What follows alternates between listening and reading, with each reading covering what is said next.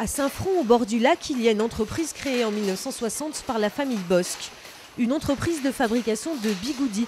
Une petite entreprise presque artisanale où fonctionnent 3 ou 4 machines, imaginées et créées par Monsieur Bosc lui-même et dont on garde encore le prototype secret aujourd'hui. On ne montre pas les machines parce qu'il y a des concurrents étrangers qui voudraient avoir ces machines pour avoir le prototype.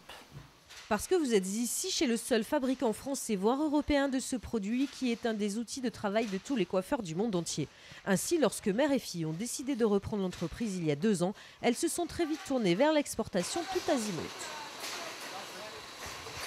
Alors quand on a repris, il y avait des ventes essentiellement sur la France et un peu la Belgique. Nous on a développé la Belgique, là on a développé le Maroc, on fait un peu de Tunisie et on est en train, on a pris un client sur le Sénégal, l'Algérie, on va s'attaquer à la Côte d'Ivoire et dans un temps un petit peu plus éloigné, on pensait aux pays de l'Est.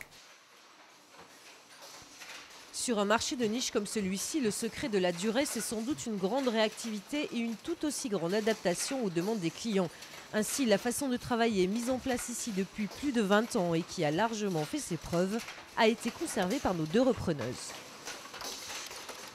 On a des grosses commandes, mais comme chaque client n'a pas les mêmes emballages, il nous faudrait une machine par client, ce qui n'est pas possible. Donc du coup, on a 12 employés à domicile, donc on fait une tournée par semaine chez chaque dame. On emmène environ une vingtaine de cartons par dame. Et elles font ça la semaine et on y retourne tous les mardis, on a notre tournée en fait.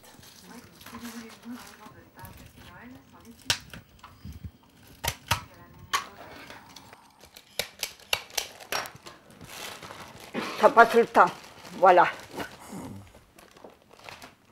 C'est tout. Ça fait 16 ans que j'en fais alors.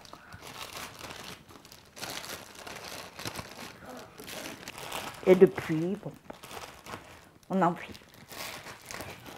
Pour avoir un développement important chez nous, il faut qu'on fasse de l'export énormément. Mais on a besoin de 2 machines supplémentaires et notre problème va être essentiellement financier. Donc dès le début de l'année, on se propose de monter les dossiers et de s'adresser à tous les organismes qui sont supposés nous donner subventions ou crédit à taux zéro. Voilà.